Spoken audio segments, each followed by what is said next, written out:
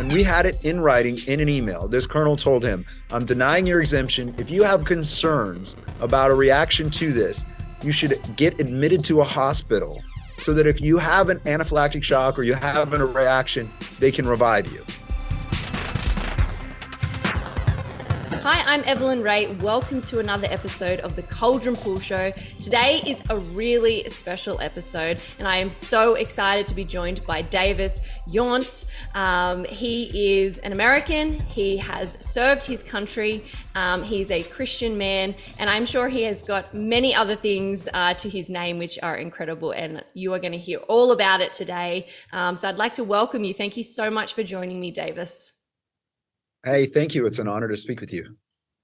Now, I sort of probably didn't go into a lot of detail about who you actually were, your biography, but I would love it if you're comfortable to talk a little bit about who you are, who's Davis, because I think that's really important as we lead into the other subjects for today, so people can understand where you're coming from, why you would have certain information and knowledge about the subjects we're going to cover. So if you'd like to sort of talk about your testimony, how you became a Christian, and perhaps a little bit professionally what your background is as well, that would be much appreciated.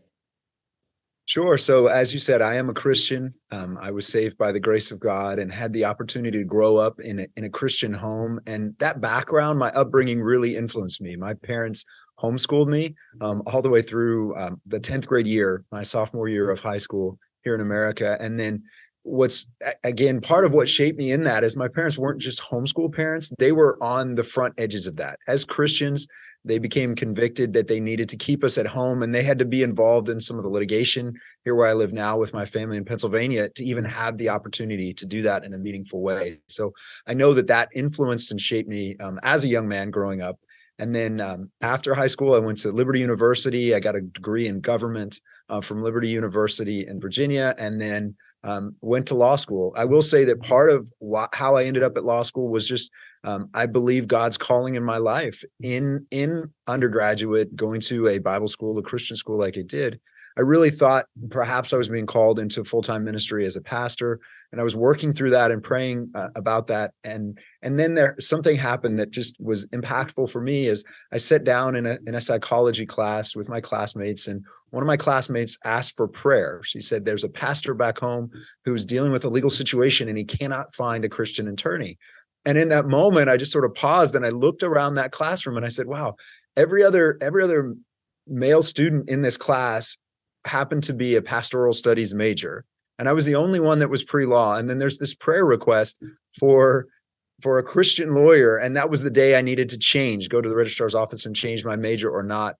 So I chose to stay pre-law, and I pursued that. So I went to Dickinson Law School in Pennsylvania after undergrad, and was just trying to figure out what my life would be like in the law when 9/11 happened. So 9/11 happened when I was in law school. I graduated from law school in 2002.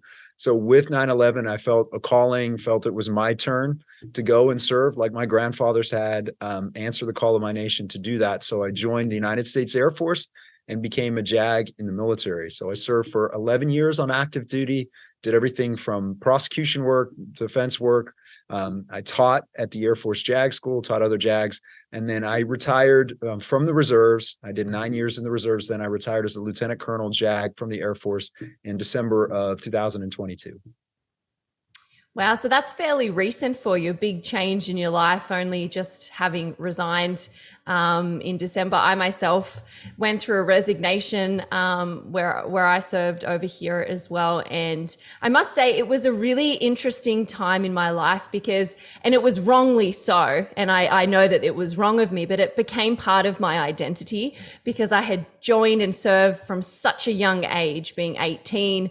I didn't know any different, and I thought once I left, what do I have? Who am I? No one's going to like me anymore. Everybody calls me for advice. Hey, Evelyn, I've had this happen. What would you advise? And a part of it was really sanctifying as well. Did you find a similar experience for yourself when you made the decision to leave? Or was it different circumstances?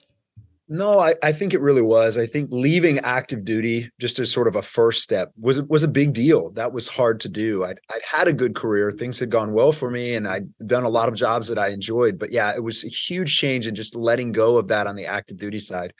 from the reserves, to be honest, I sort of left the military in 2021, and we can talk about more why. So I sort of left in my mind the military and really didn't want to have anything more to do with it from that point moving forward. So I served out my final time barely and made it to 20 years in the reserves and walked away. So I was ready to leave when the time came.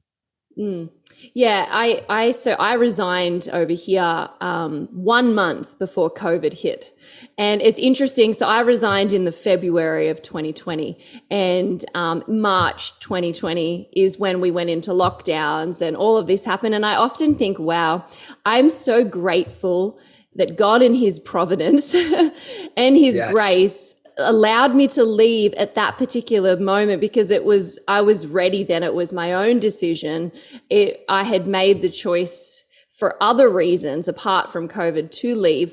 And what really broke my heart over here was seeing a lot of police officers be put in a position where they were either forced to leave or they were put between a rock and a hard place and had to make a decision that they wouldn't have normally made because of the mandates that were in place and because of things. And I'm so grateful that God spared me from that, because I looked back and went, wow, one, I wouldn't have taken the vaccine. So I would have been essentially, what we have over here is called a 181D, which is a dishonorable discharge.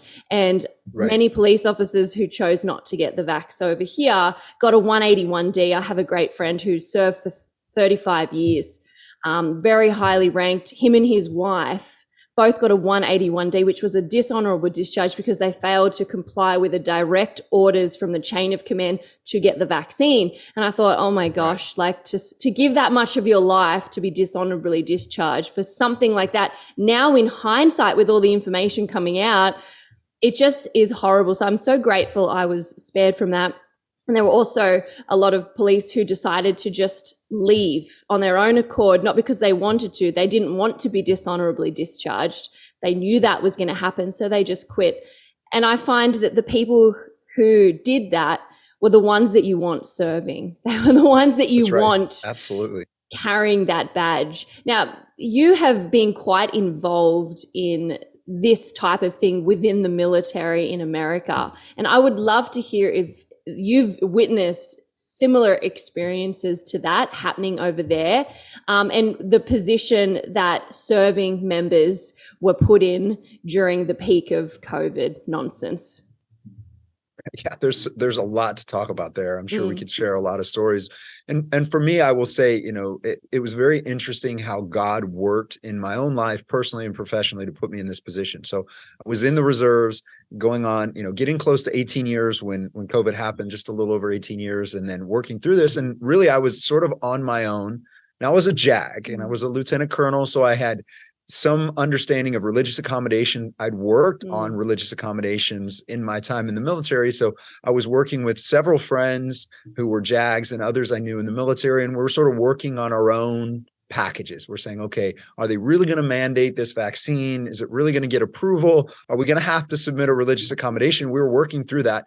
And then there was a dramatic change for me right about the time where it was mandated. I received a phone call. I received a phone call at 11:45 at night from a friend who was an attorney. I'd only met him once. We'd worked together on one case. I'd met him once at a homeschool convention, believe it or not. I'd met him there and talked to him there. And he called me and he said, Davis, I have a room full of Navy SEALs. There's more than 30 of them that are being told if they don't get the vaccine tomorrow, they will be court-martialed. They will be put in the brig and then dishonorably discharged. What do we do? Right. And this was in September, right after the mandate came out in America. So September of 2021.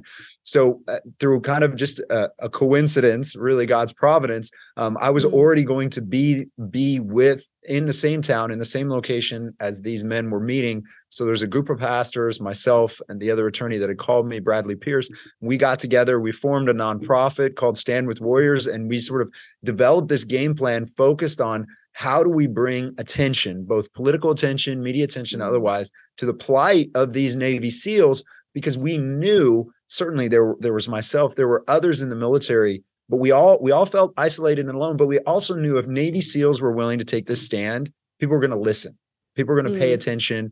And that was an amazing thing. So that's how I became sort of more publicly involved on a larger scale in fighting and pushing back on that. And because of that, I represented hundreds of military members fighting this, and I spoke with and tried to help thousands as we fought through this. So there's a lot to unpack there. We can talk about these experiences. It was incredibly difficult for so many. Yeah, I'm not on Instagram anymore, but I once was, and there was a girl that I followed there, a Christian girl. She was only really young, in her early 20s, and her husband was a Navy SEAL. And they had just been rehoused into military housing. So the military provided their home, and she was pregnant with their first child. So they were expecting. And I remember just how devastated she was that her husband was put in a position where he could lose his job, not only because they would lose their income for the family and she was pregnant, they would lose their home because it was military that was housing them. But they were pretty firm and pretty unwavering on the fact that they weren't going to get the vaccine, even though all of these other trials would be presented if they didn't. And I logged off Instagram. It's just too much at the moment with all the social media to have, but I've always been curious what happened. Like, I know that they've had their child, but I've always wondered. And so I am going to get into that with you, because I would love to know if there's been some sort of respite for them on that particular journey. But you mentioned before that you really needed to get political and social attention, that both of those things are important. And I honestly think that having the Navy SEALs, or, the SEALs, those particular people standing against it is the best thing, because they're so loved by the public. I mean, every movie, like war movie, it's always like about the SEALs. Like, it's just people think of them as like the Top Guns, like they're the highest of the high. There are other branches, obviously, in military and defense that have a similar clout, but there's a lot of clout around being a Navy SEAL. So I think that it was great that those particular types of men were in a position to publicly speak out, because it could kind of at least get the public attention that it needed. And so my next question was, how many people ended up saying no to these mandates? Because in Australia, I've mentioned before the police, out of the thousands and thousands and thousands, it's very different because we're a lot smaller than America, but out of the thousands of people who were in the police, there were like 200. That's it, that said no. Right. Very, very small. It was actually very disappointing for me to watch how everybody just folded. And so was it like that within the military in America? You mentioned that you felt alone at the start. Did it feel, did things change from that? And did it sort of get a bit more momentum? It did, and honestly, I will credit in large part many of these Navy SEALs when they took a stand and they allowed myself and others to speak out on behalf of them. It really did create a rallying point, and it helped build momentum to let people know. I spent just days and days on the phone talking to military members, giving them resources, just giving my time to do this, and they were like, "I'm the only one in my unit," and sometimes I'd be like, "No, you're not.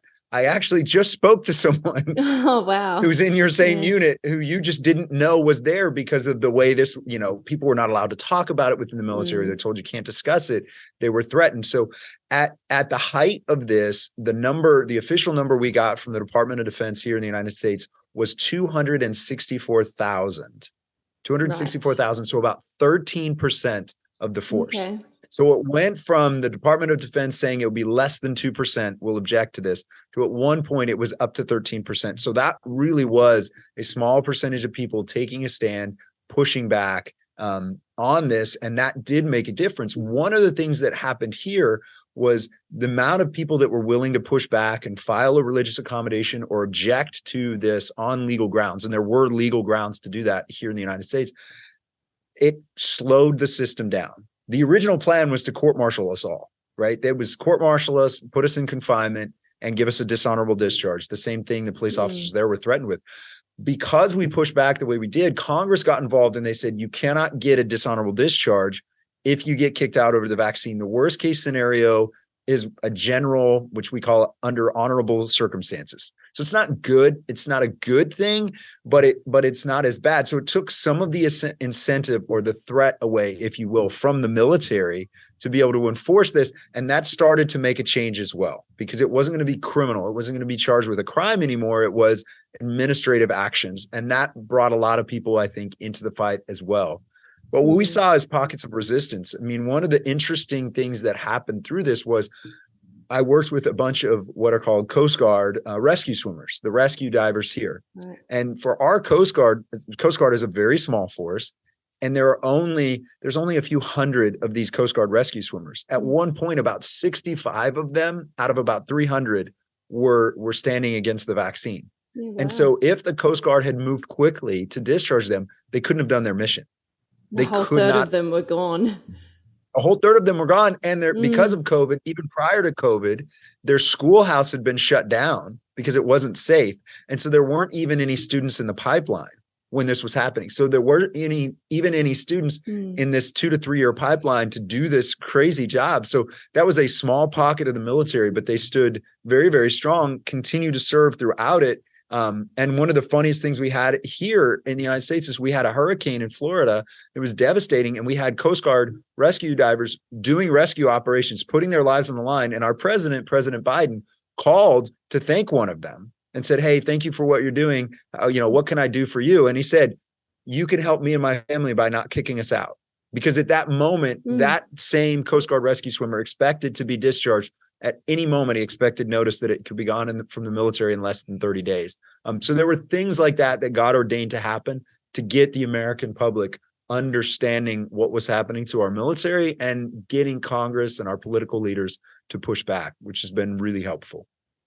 Yeah, that's kind of amazing. A whole third of those divers, they couldn't survive without it. They're probably understaffed as is. I understand most government units are very understaffed and you're always run off your feet. So that would have been very scary for the hierarchy of that particular unit, thinking, oh, wow, if 65 of them go, what are we going to do? And then that puts the public in danger as well, because you don't have the resources to help the public out if they require it on the seas and things like that. But I feel like America is quite different legally speaking than Australia, because we over here, we basically tried to put things to the court, the highest court that we have over here, saying that it was a breach of human rights. It was a breach of A, B, C, and D, and it got thrown out. It got absolutely no traction whatsoever. And we had members here as well who tried to go through the medical exemption route as well. But they then started cracking down on doctors and saying that doctors weren't allowed to give exemptions. And then it went so far as if a doctor did have an exemption, and they were willing enough to say, this is a genuine exemption, and I'm going to put my doctor's license on the line for it. What was happening is the police, the military, the fire brigade over here, that hierarchy employed a doctor. And then that doctor would then oversee this serving officer's private doctor's details. And then they would make the decision, no, that's not good enough. So a GP that has been seeing, so general practitioner doctor who's been seeing a patient for maybe 20 years of their life was overridden by a doctor that's never even seen the particular patient. Did you have medical exemptions for the vaccine over in America? Was it like that over there? So it was not. It was not recognized medical exemptions. Even in the military, legally, there is a process to do that, but it was treated exactly the same way as what you experienced there. So one client I represented was an Air Force major. He was a physicist, an engineer, one of the most brilliant minds that our military has. And I don't say that lightly. He taught at West Point. He did amazing things. This brilliant man. He was going through this. He had concerns based on his religious faith, but he also had medical concerns. So the first medical concern he had is the FDA and the CDC here, our organization said, don't take this vaccine. It's contraindicated if you have had an allergic reaction to certain antibiotics. My client had that allergic reaction to those antibiotics. So he's like, okay, he went to see an allergist and a general practitioner and military providers, provided that information. Then his brother went and got the vaccine. And his brother ended up being hospitalized because his brother had an allergic reaction to it. Mm.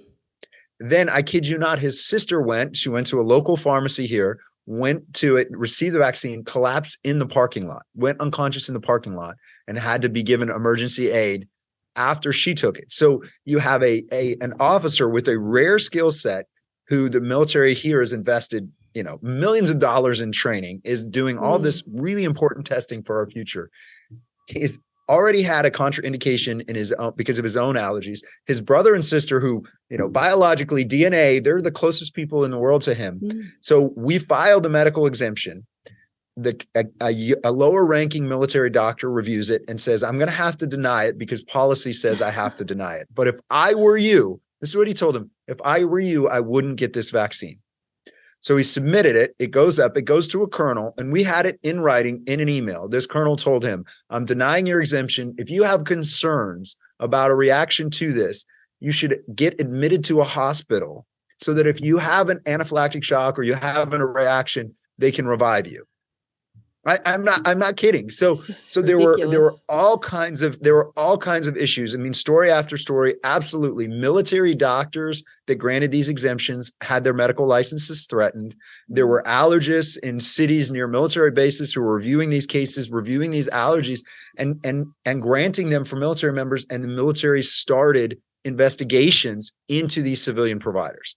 One in Texas, they even accused of fraud, as if he was doing this fraudulently. So, what was frustrating for me within the military system is the military would not recognize medical exemptions, even though their own policy that existed prior to COVID was if you had previously suffered from a virus, you didn't have to take a vaccine for it in our military. That was a standard exception. That's one of them that was listed. For COVID, they said, no, we're not going to recognize that. Even as studies were showing natural immunity was much more effective than these vaccines, so-called vaccines. They were ignoring that. So that was a huge issue here as well. Yeah, it's the same narrative, isn't it, all across the globe?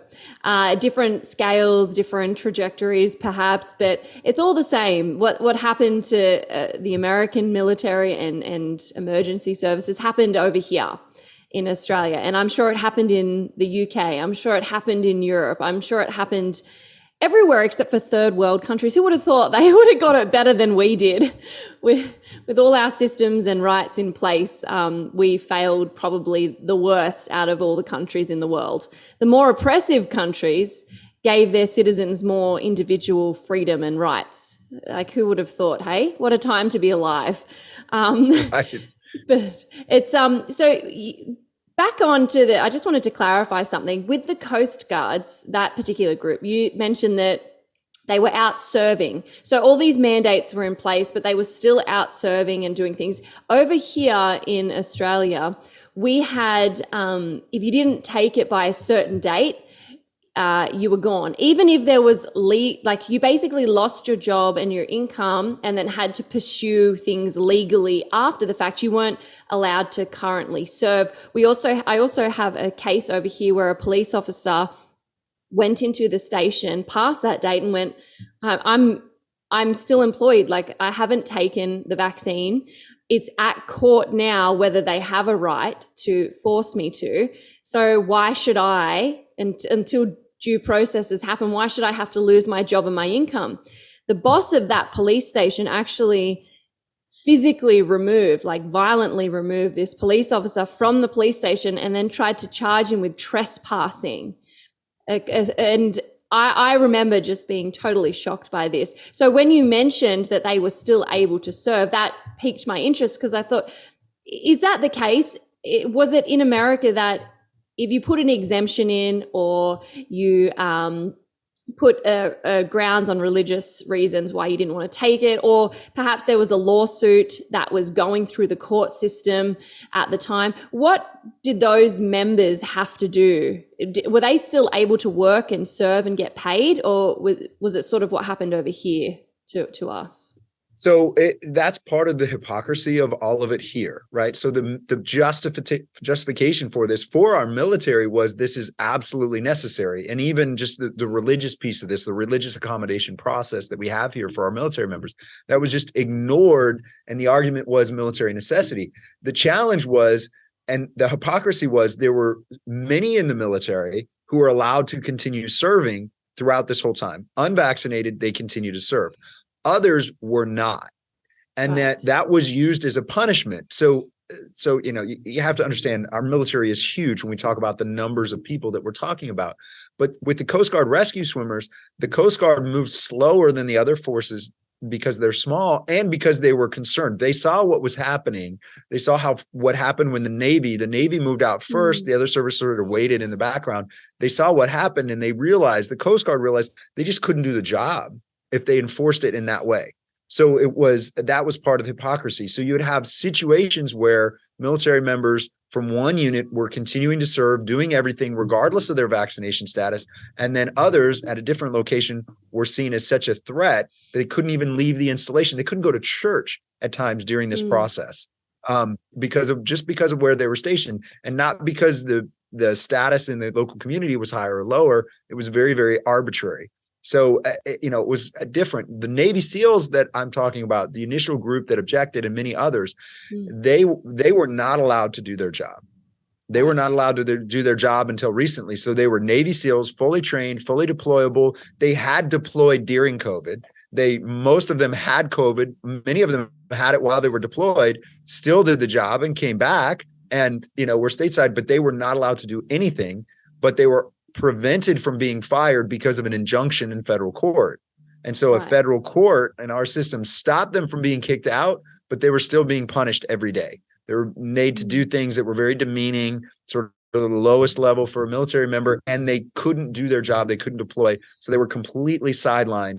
And so that happened to a lot of military members. There were about 13,000 military members that were kicked out with an adverse service characterization. So their discharge paperwork says misconduct, that they disobeyed an order and engaged in misconduct.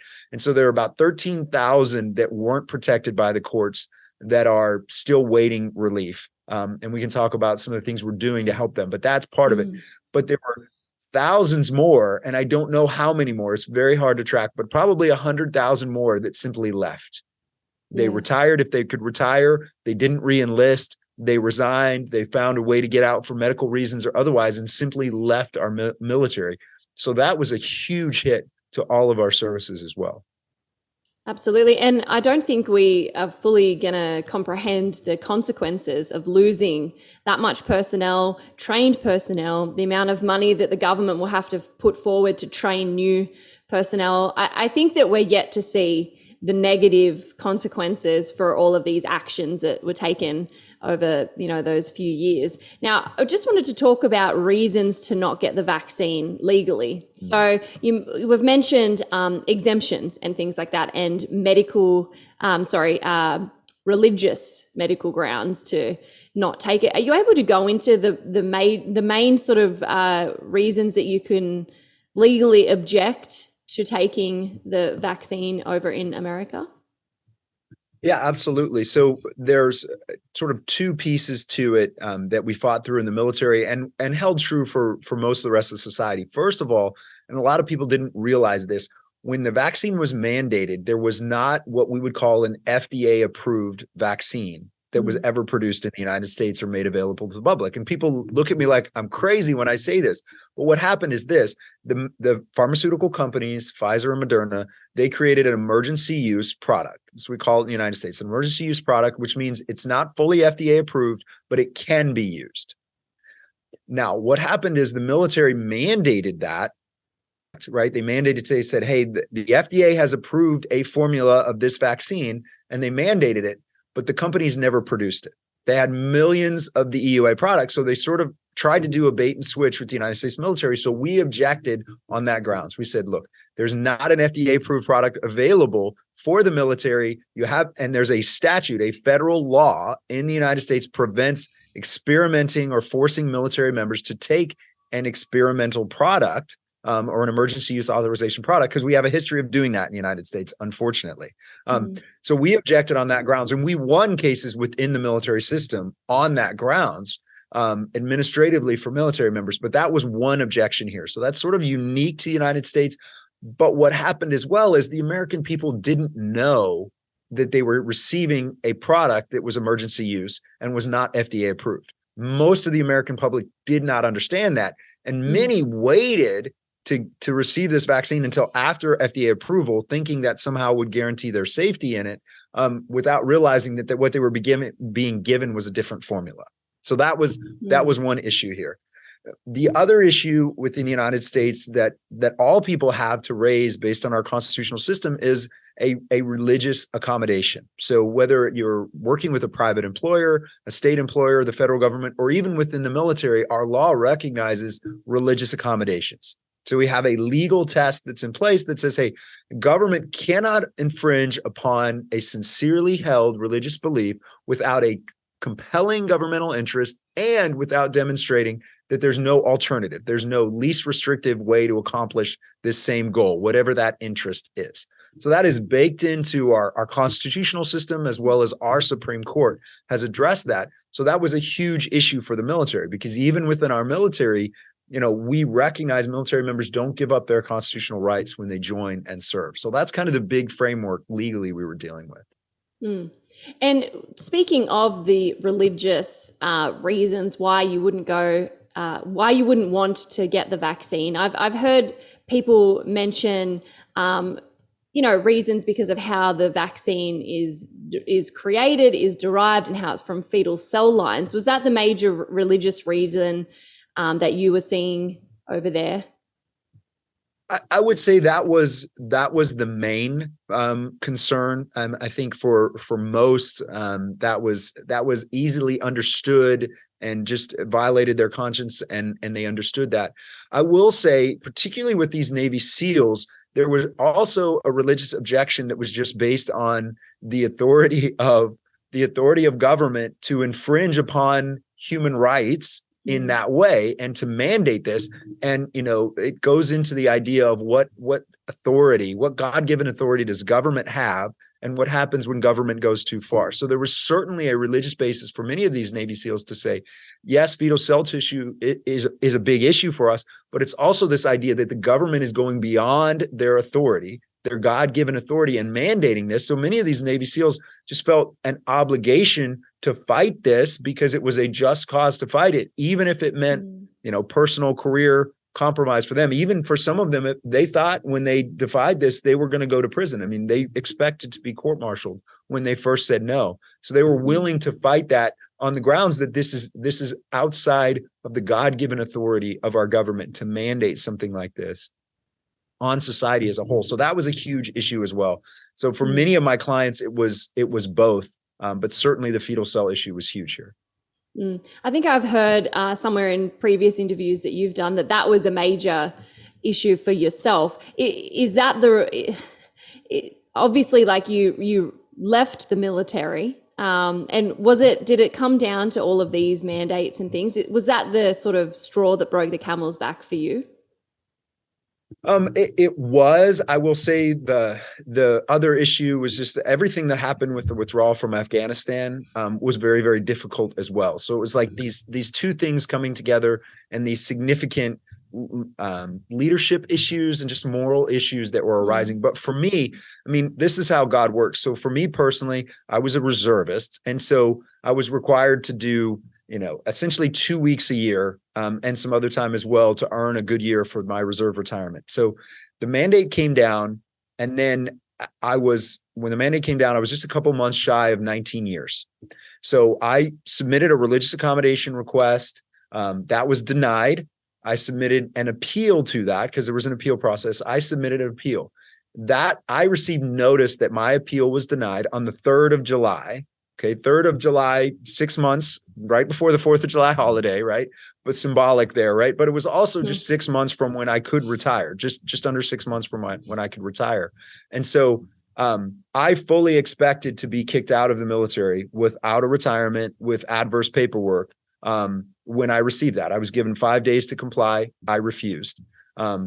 What happened for me, and this was God, is an injunction was filed in federal court in Ohio to protect military members here in the United States.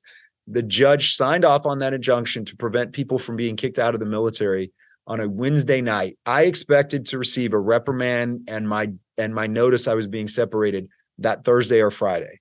So that injunction likely saved me by a matter of 24 or 48 hours.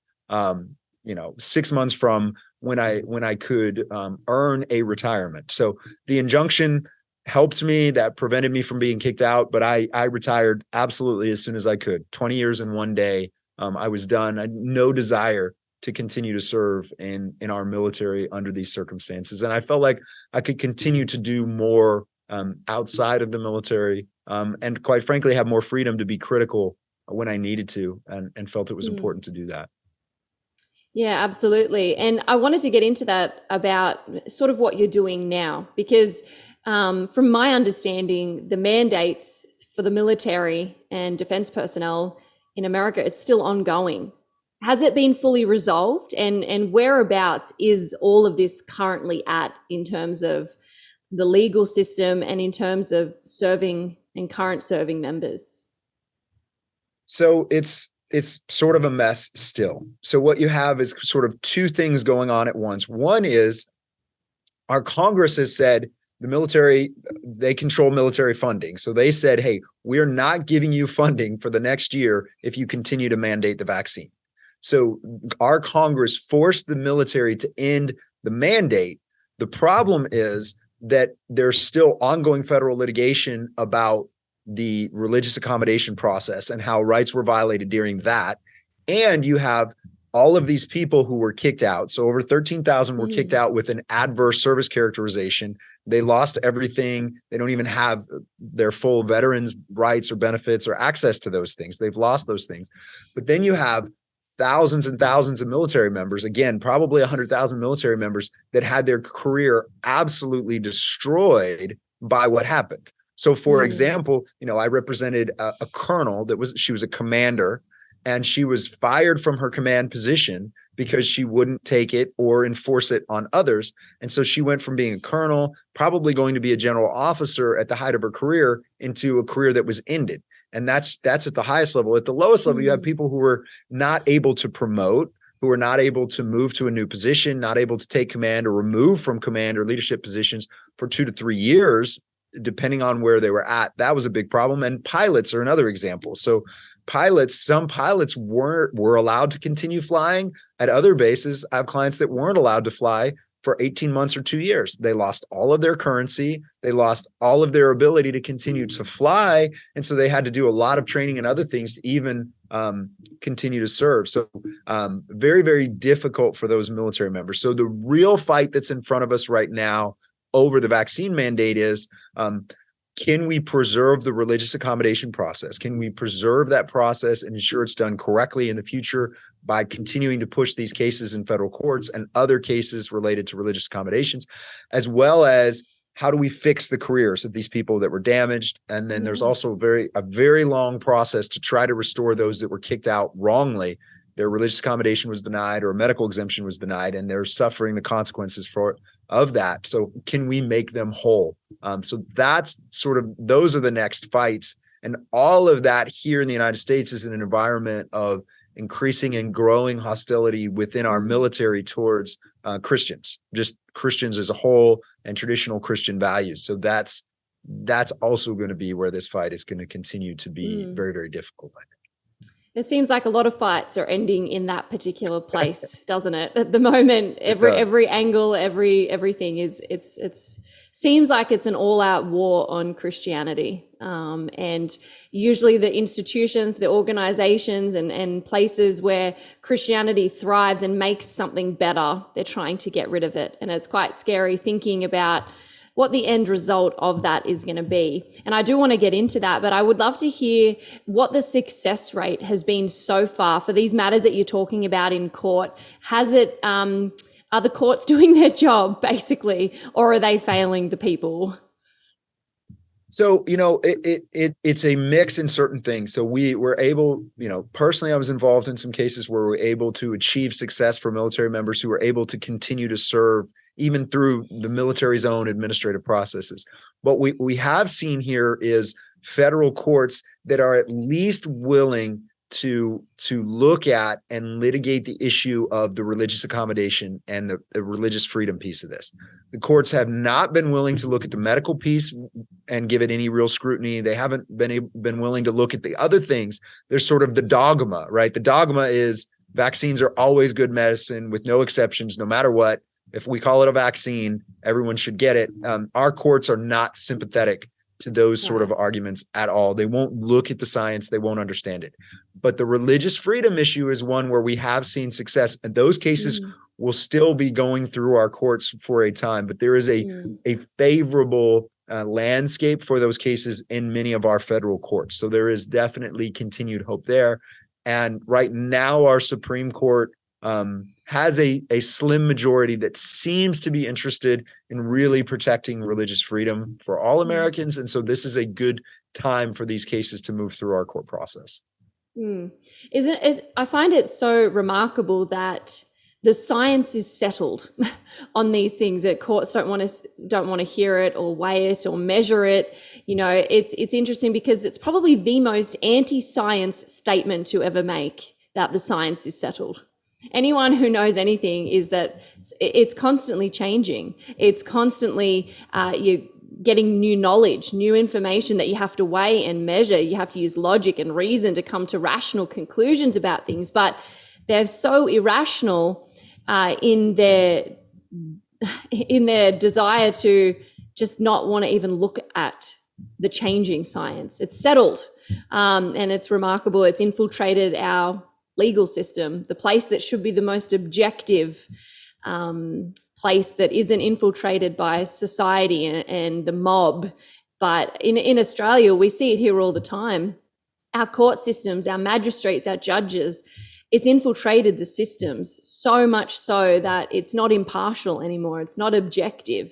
They're the pillars that built those things. That's why our nations prospered, because we had these places that offered that for people. I'm glad at least the religious, that was surprising that they're willing to accept that. But then again, America was founded more so, I think, than Australia on the pillars of religion and freedom. And I guess acknowledging that God was above the government, and the government, that's the men who made America. The Puritans went over there and they did a good job. I will say that. They did a lot better than what we did on the prison island over here.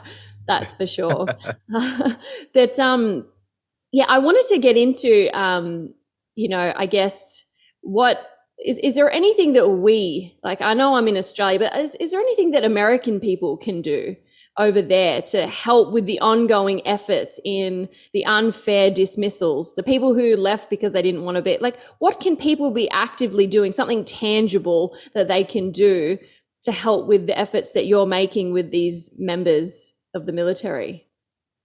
Yeah, honestly, it's really on two fronts. It is on the legal front, but also the political front. So one of the things people get frustrated with is it feels like the political system is slow, and it feels like our political leaders don't always listen. But the reality is, when the Navy SEALs stood up, our Congress acted, and they made it so that it would be very difficult for the military to court-martial people. That was like a small first step. And the pressure continued, and they said, okay, we're not going to fund the military if the military keeps this mandate in place. So that was the next step. The final piece in this will be getting our Congress to reinstate these military members, to fix their discharges and do that. So we need to be working that political piece as well as the legal piece. So on the political side, the American people should know, when you call a congressman or you call one of our senators, they write down that phone call, they track it in their staffs, and they assume, for every one person that calls, they assume there's 1,000 people with that opinion. That's the political insider in our capital and how people think. So when you call, it's not just one phone call or email. They really do track those things, and that pressure is real. So we kind of get exhausted with the political system. But I would say it's not just about voting, but it is about contacting your representatives, contact these political leaders and keeping the pressure up so they don't forget about it. And then on the legal front, we need to be praying for our military members. We need to be looking at organizations that are helping. When this started, we had a nonprofit called Stand With Warriors, started by pastors to help. We're going to be moving forward with sort of a new version of Stand With Warriors in the future that's going to help not just deal with military members as they fight this, but actually train Christians within the military to lead well and to be prepared for these fights so we're not caught on our back foot or flat-footed when the next one comes. So those are the things to be doing. But honestly, I really do think a lot of this has to do with our gospel work, because where we weren't prepared for this in large part, I would say in America, was our churches. So many of our churches were not prepared, had not thought through the theology of what is government's authority, what's the church's authority, what's the family's authority. They hadn't thought through those spheres of authority. And so we were in a situation where far too many of our churches, and I think a lot of it has to do with their theology, are simply not engaging in the public sphere at all, sort of believing in a heresy of two kingdoms where, we're going to do our church thing over here, but we're not going to get involved in culture because that's messy and we don't need to touch that. And that's been very, very dangerous. And so again, many churches were not prepared to help military members or even just average citizens fighting this. Many were not. And that was a huge problem here. Yeah, definitely. We had the same thing over here. Our church has failed us more than anyone else. And I think they failed us more than anyone else because it's a time when the church needs to thrive when things like this happen. You go there for your spiritual food and water, and it left us starving and dehydrated outside on our own. It was quite shocking. I wasn't even allowed to go to my own church because I chose to not get vaccinated. These are reformed churches over here as well. Like it was incredibly difficult. It still is today. I still feel like a refugee, to be honest, over here. But yeah, I love that that there is an acknowledgement that the churches need to really do better in future, because the likelihood is this will happen again. Especially like if you look at a history book, the government take far easier than they ever give back. And the precedent has now been set for us, and we'd probably have to be either ignorant, willfully, or stupid to think that this won't happen again. So I think I love that we need to start preparing churches for if this does happen again, and preparing men who can be great leaders during this particular time. It is encouraging though, because I have seen, and I don't know if you've seen as well, there's been like a new era of shepherds, of great men of God who are stepping forward. I think a lot of Christianity has become academic. And it was once something that God called men to do on their, because there was a need. Nature hates a void, and Christ can fill those things. And I think that's what we're seeing now, that there is definitely a void, and there are men who are stepping into it, not just pursuing things because of academics. And so it's encouraging to see these sorts of men come out from the ashes, so to speak, from these experiences. But if you're comfortable with it, you mentioned something before about Afghanistan, and that being part of the reason why in your mind you were like, in my good conscience, I don't think I can, do this. And part of the reasoning why I left the police as well over here was personal reasons. My personal life changed, but not only that, in good conscience, I didn't really want to be part of the organization anymore. There was a lot of ethical and moral dilemmas that I would have been faced with that I just wasn't comfortable doing anymore. So Afghanistan sounds similar to you as being one of those things. For those of us across the pond who are watching, we're going, what's happening here? Like one day the American troops are in Afghanistan, the next day they're gone, the next day the Taliban's back in, and we're like, what is this? Like you got to turn the TV and you're like, is this a skit? Is this satire? Is this real? Like, is this how this is going to be approached? So this is obviously a very complex subject, very complex. But are you able to explain for you what Afghanistan was and how that was handled? Yeah, and I mean it's difficult personally and professionally to walk through it, right? And like I said, I was in law school when 9/11 happened. I was in my JAG training. So at our JAG schoolhouse doing my training as a JAG, watching the statue of Saddam Hussein topple, right, in Baghdad, right? So I'm in training in literally in an auditorium watching it on CNN as it's happening. And then moving forward, I deployed in support of our efforts in Afghanistan. So my entire military career was involved in fighting this effort in Iraq and Afghanistan. And so there was a lot about the way we left Afghanistan that was deeply, deeply troubling to me. The first was just the issues of apparent and obvious military lack of leadership, lack of moral courage. What do I mean by that? Here's the indication. As the American forces are pulling out of Afghanistan, first of all, it was a deadline that was set for political reasons. There was an arbitrary date. You don't fight wars on a calendar. You don't fight wars on an arbitrary date. Whenever you give an arbitrary date to end something, it just means it's arbitrary. So it's political. It's not because of what's happening there. That's not the reason for it. It's some other reason. So that was the first thing, this arbitrary deadline. But then as the American forces are withdrawing, you have some units and some commanders that are destroying all of their equipment, blowing up ammunition dumps, destroying their equipment, rendering it unserviceable. You have other units right next to them that are not. They're leaving it all to the Taliban, to the ISIS, to whoever wants to come and get it, with no control over it. Why is that so significant to me? That was extremely significant to me because that meant the senior leaders in the military were not giving clear orders to the commanders on the ground. They were literally saying, leave. This is when we're going to leave. And if a commander on the ground says what and you and I know they would do, which is, okay, I need direction. I need to know what to do with our equipment, what to do with our personnel, what to do with our translators. What's the guidance? And the guidance was, this is when we're leaving. Withdraw your forces. And so commanders had to make decisions on the ground, not knowing what it would be. So that level of just lack of leadership and lack of courage for senior leaders to actually give direction to the military members on the ground carrying out these tasks that was shocking to me as in uniform during that, and again, God's timing is interesting. When that happened, when we actually withdrew, I was on orders. It was the last time I wore a uniform, the last time I actually was physically on orders serving. And that's when it happened. And it was just shocking to all of us. So that lack of leadership was difficult. Big picture, we started to get into my Christian faith and my theology. All of a sudden it changed how I perceived what we were doing there in Afghanistan. And arguably there's differences with Iraq, but part of it for me was, okay, as a Christian, I joined, I served, I supported this, I deployed in support of that effort because I believed it was just war. I believed it was consistent with my faith, my theology, my understanding of just war. And if the answer is, well, we're going to leave now.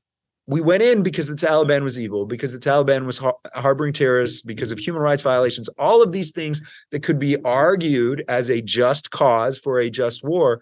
And they just disappeared all of a sudden because of a date on the calendar. Very, very difficult for me to reconcile that as a Christian as we look at this. And I'm not saying, I think you could make arguments about whether Iraq and Afghanistan should be treated the same or analyzed the same under just war theory, and certainly make arguments about whether or not being in Afghanistan was a just cause, whether it was just war.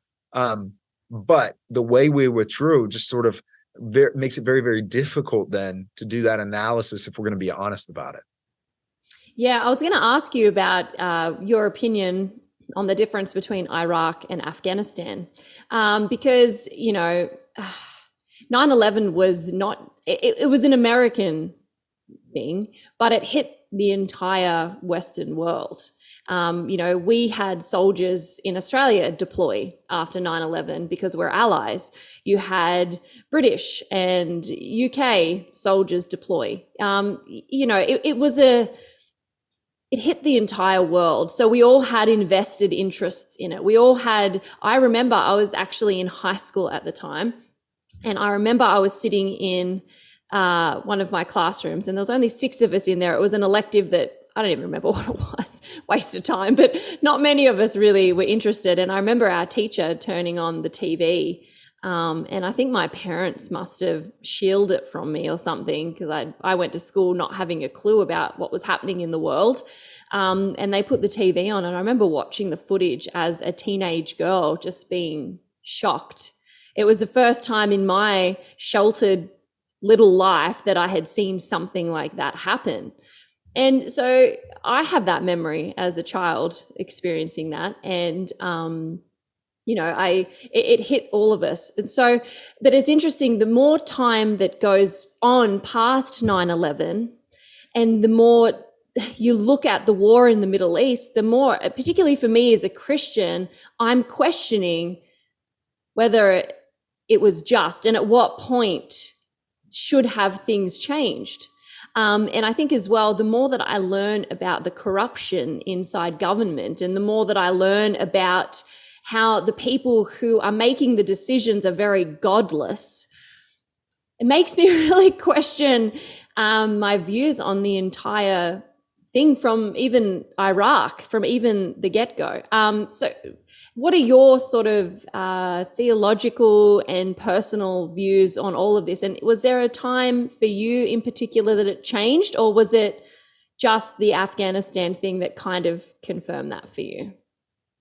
Yeah, I mean, it's a great question. I will say, when I joined the military, I was sort of a true believer in what we were doing. I thought there were weapons of mass destruction. I thought there was a clear threat to the American people in Iraq. So for me personally, I had a clear conscience in what I was doing, what I was supporting, and the why behind it.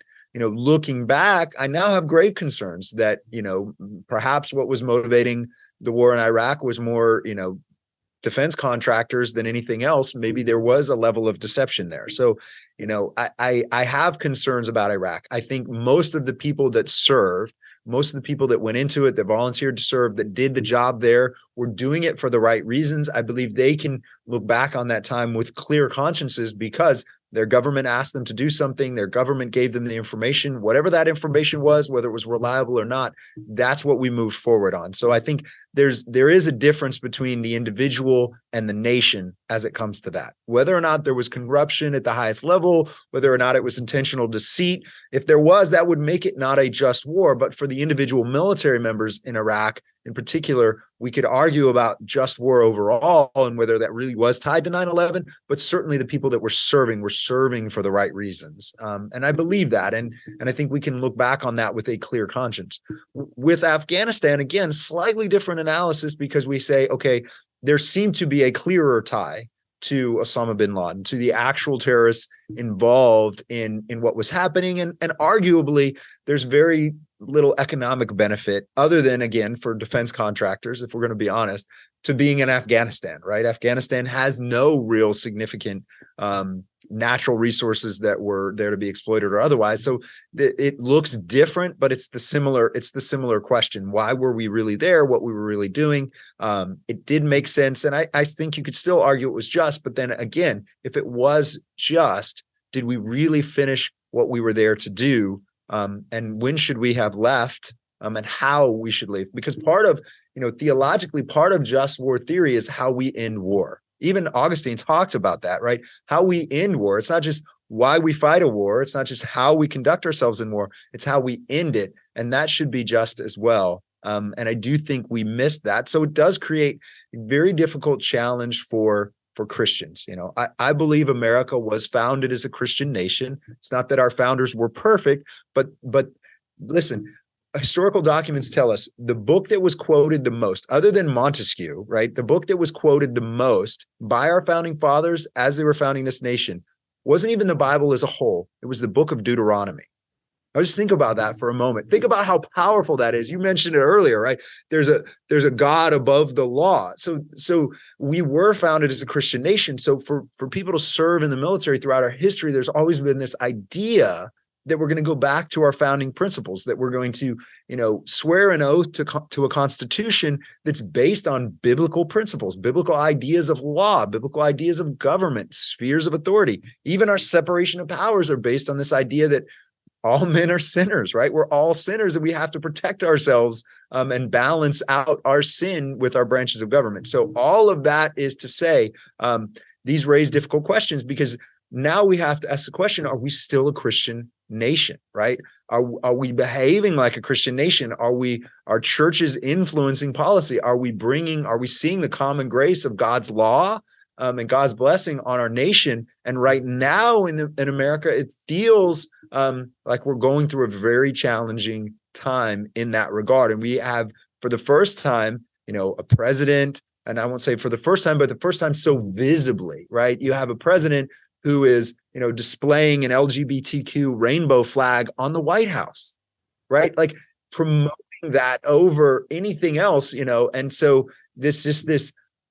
we're seeing a level of sin and depravity in the United States that's so publicly visible. It's not that it always hasn't been there, but it's so publicly visible and celebrated. It feels upside down. And that's certainly now a part of our military and a part of what we see happening in the military. So again, if you're being asked to serve in a military when your nation is embracing things the Bible teaches are sin and wrong and lead to destruction, how are we just in what we're doing then? It gets much harder to think of military service as supporting a just war if our nation's turning their back on that.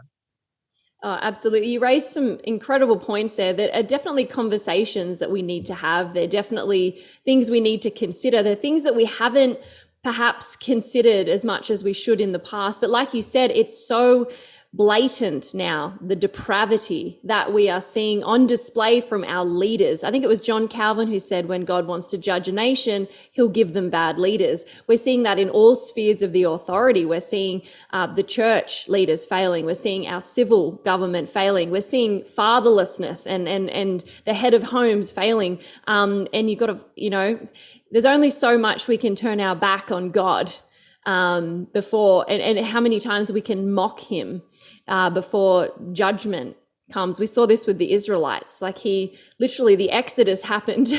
He delivered them, and they made golden calves and complained that they weren't getting enough food, even though he rained down manna on them. And so I feel we're in this tug of war. It's from the beginning of time where, we turn our back on God for a period of time, and then bad things happen. And then we go, oh, this godless thing is perhaps not a good idea anymore. And I unfortunately think we're reaping the fruits of a very godless system right now. And it's interesting, you mentioned that when the Constitution, when the founders of America were doing that, they read Deuteronomy. I am fully Rushdoony pilled, and I have gone through all the, I've got it here. See the blue book? That's Rushdoony. I've got it right behind me on the shelf as well. I can see it. It's the same book. So, once you get Rushdoony pilled, I'm like, man, I love the law. Like, what the heck? Why don't people? But it's interesting because it's been almost hijacked. If you love the law, people go, oh, that's legalism. Well, no, it's not. Right. It's as a result, it's this inevitable result of discipled nations. You can't help but want to obey. And I think it's Psalm 19 and then Psalm 119 is all about loving the law. And it's funny, you read Psalm 19 and you go through, it talks about how the law is like sweeter than honey. It's better than all. And I'm like, wow, you ask any Joe Blow on the street or at the pub what they think of the law, and it's not, can you think of anyone who talks about the law as being as sweet as honey and as precious as jewels? And I'm like, we should go back to that. And no, that's not me saying I agree with legalism by any means for salvation. But I think that, I really think that it is increasingly becoming harder to be a Christian in 2023. In the world that we have today, it is so hard being a Christian because we are so hated by everything and pushed out. And it's like you mentioned before about Biden, how he's had the pride flag, the trans flag. There was this horrible video going around with this trans person topless with fake breasts, just like shaking them on. And I was like, can you imagine, like, let's say, because right now aliens is like the biggest thing going around. Just to preface, I do not believe in aliens, but hypothetically, let's say they're aliens and they're just like looking down on Earth. There's no way they're going to invade people. Like they will go, they offer us nothing. There is no intelligent life form here on Earth. Why would I bother? But it was truly shocking. But I think we're in a transition from desensitizing to normalizing. So the way that Right. if you look at history, you desensitize people to ideas so that it can become normal. And I think we've been desensitized for such a long time that it's becoming so bold and so blatant and so in your face that we're at that peak transition now where they're trying to just make it so normal that if you don't see it as normal, you're a bigot or you're a phobia of Right. some kind. That's That's right. sort of my little take on all of that. But wokeism is the only pandemic I would be happy to mandate out of existence. That's for sure. Are you seeing it like in America, in the military, like has wokeism just run rampant? Because you see these horrible pictures out there with men in dresses and like high up in the military, these trans people. And you think, is that just like a one-off, or is it increasingly becoming more woke within the ranks of the military? It is becoming increasingly more woke, and one of the things that's happening in the American military is just sort of mediocrity and just facilitating and moving through the bureaucracy well has created a system of senior leaders. Many of our senior leaders haven't seen combat, right? They've never been in combat, and it's one thing for a JAG like me. I never saw combat. I deployed, but I didn't see combat. But I'm also not, trying to become the chief of our joint staff or the head of our army, leading our military men into this. So that's part of it. The other issue with our military is it's just become very political, and the way that politics are influencing things, it's become dangerous in our military. What's happening now, the huge fight we're having now, is our military, the same military that said, if you don't get this vaccine, even if you've had COVID and you're at no risk, right? You've survived COVID. You're not going to get COVID again, or you're unlikely to get it again. You're at low risk, like a young Navy SEAL. We're not going to keep you around. We're not going to use you because of military readiness. At the same time, that same military will pay $500,000 to $1 million for a service member to go through hormone therapy and transgender surgery. And that individual during that entire process will not be able to deploy, will not be medically fit, and they probably never will be again. And it's the same military that pays for military members to travel out of state to get an abortion if they need to go to a state that has put restrictions in place for on abortion. So when you talk about wokeism in our military, those are just two examples of it, but it's gotten to the point, I say it slightly differently than you did. I see it as tolerate, celebrate, participate. That's the sin. That's the sin pattern we see here. First, it's just tolerate. It doesn't affect you. It's just them over there doing it. Just tolerate it. Just let it go. Then it's celebrate. Well, look, we have to recognize these people for who they are, and they're sad if we don't, so we need to celebrate them. And then the expectation is you'll participate in it. So real world for military members today, right now, wokeism is to the point where if you're a commander, you're sitting at your desk, at some point a package is going to come to you where you're going to be asked to sign an approval to allow the military to pay someone to travel to go have an abortion or for transgender surgery. And you're going to have to sit there and decide as a commander, are you going to sign off on that order or not? Are you going to approve of that or not? Are you going to allow that or not? So that's the level of wokeism we're seeing. At the same time, I was just dealing with it. I don't know if you saw it in the news. We're just dealing it with this week. I had a client that shared with me a military chapel, the United States military, Herbert Field and Air Force Base. The military chapel was promoting the creation of a Norse pagan worship group and recruiting a Wiccan faith leader for the installation. And I'm looking at it, I'm going, it really is Christ or chaos. Like, are we really like, we're showing open hostility to the Christian faith in the military, and then we're going to go so far as to embrace these ancient pagan religions that have no respect for women or for family or for the sanctity of life or any of those things. And if any of these people weren't so deceived and so lost in just spiritual depravity, would they even recognize how dangerous that is? And why would our military promote that? I mean, we fought for freedoms against things like that in the history of the church. It's just, so there's a lot of battles to be fought there. Absolutely. We have the same thing over here. I think it's our fire brigade over here. We've had our epaulets, like that give you your rank and things like that. You can actually order in now as part of the uniform epaulets that are rainbow on the shoulder. I'm thinking, how much money is this costing our taxpayer dollars to do something like this? And then not only that, there is this like expectation that if your entire crew, your shift is wearing them and you're the only one who's not, it's like, ooh, why is Bob over there not wearing his? Is he a homophobe? Is he a bigot?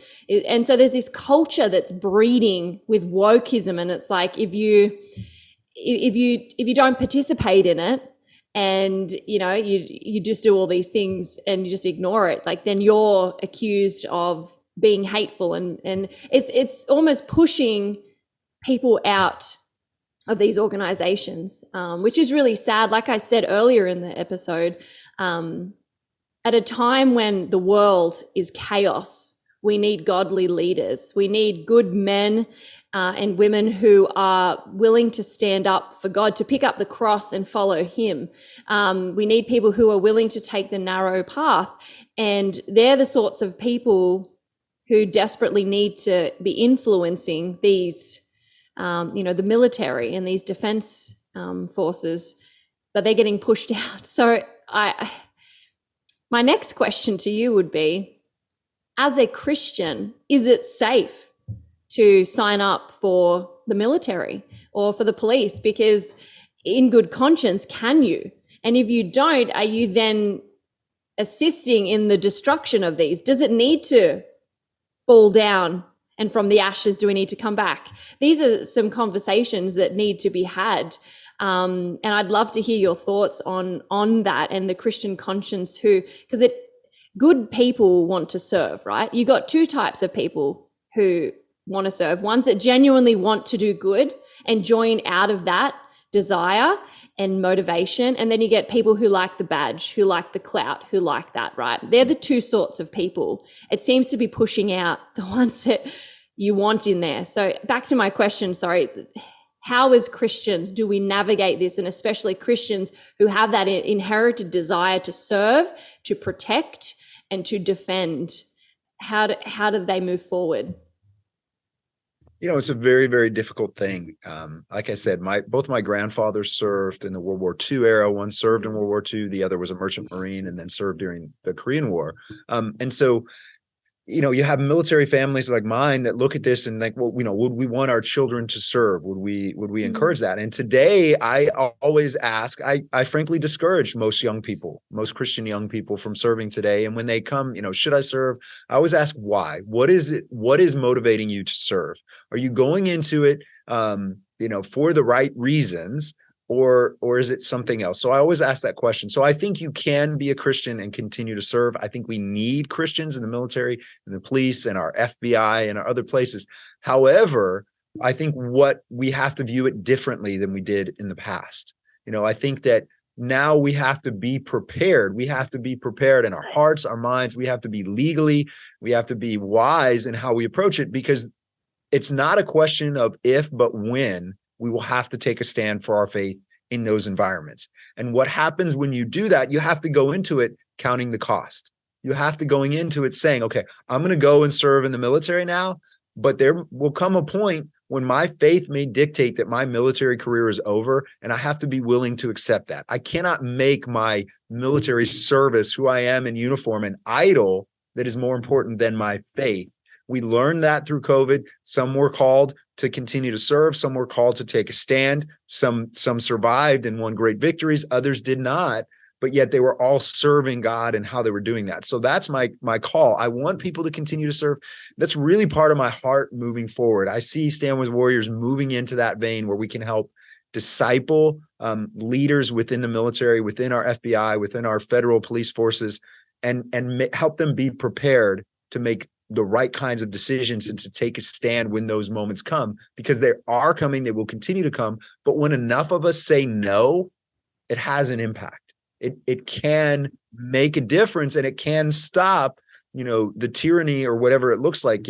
Even during our American Revolution, they say historically only 3% of the people in the colonies in the United States actively participated in the American Revolution, only 3%, but that was enough to achieve a victory in that. So, throughout history, you can see very, very small groups of people Christians in particular, taking stands that God can use to make an incredible difference. So there is an encouragement in that. So can you serve in the military as a Christian? You can, and some of us will be called to do that, but it's going to be very difficult, and you have to do it, I believe, with the mindset of you're going to have to say no at some point, take a stand, and be prepared to face those consequences. Very wise words, very wise. And I think 100%, people are going to have different purposes, and people are going to have different positions where they can do certain things. But I was guilty, I believe, of idolatry in my badge. And God really kind of hit me over the head with a stick of humility with that when I made the decision to leave. But that was the battle that I had, because I had to make that choice. And in the end, I did make it. But there was a point where I needed to make the choice whether I am in obedience to God, and he's my master. He's the one who owns me. I serve him, or whether it is the badge. And it was difficult, because of my sinful nature. But my goodness, have I been rewarded tenfold for that decision. It's not, and I'm not preaching a prosperity gospel here by any means. Life has had its challenges post badge, but I can honestly say this part of my life has been the happiest I've ever been in my entire adult life. And that's, I believe, living as obedient as I can. And I will always fall short, but for sure, there will come a time where people are faced with these tough decisions. And I think if we're building up our churches, and we're building up men, and we're building up leaders within these things that can assist people during those hard decisions, good can come from that. And so I love that that's what you're doing. I would love to send people to, you mentioned the Warriors organization that you're part of. Mm-hmm. Where can people follow that? Where can people follow you? And how can people keep up to date with what's happening with the military and all of these court cases going on? Yeah, so my website is just my last name, younts.law.com. It's Davis Younts, Younts, on Twitter and Instagram. So I try to post and encourage people with information through those things. Stand with Warriors right now, we're in the process of reorganizing and relaunching. So we're going to launch in October officially for Stand with Warriors. So that's on pause right now while we get organized kind of for the next phase. It's going to really focus on leadership development as well as evangelism within the military. So we're excited about that. But for now, follow us through my website, and we will also be making announcements about Stand with Warriors through that as well. Amazing. Well, October, when it comes along, do send it my way. I would love to give it a bit of a plug and share it. I'm sure people who watch this episode will be curious as well. So make sure you do send all of that through once it's there. But I really want to just thank you so much for today. It's been really great. I feel like I could talk to you even longer, but I'm aware of the time. I've probably stolen too much of it already. But it's been a real eye-opener and a real encouragement as well. And I'm grateful that there are people like yourself who are able to use the gifts and skill and experience God's given you for his glory, for his kingdom. And yeah, I look forward to seeing what happens post-October when all of these things get launched. Awesome. Well, thank you so much for what you're doing and just the encouragement you are to so many. Keep it up. God bless you.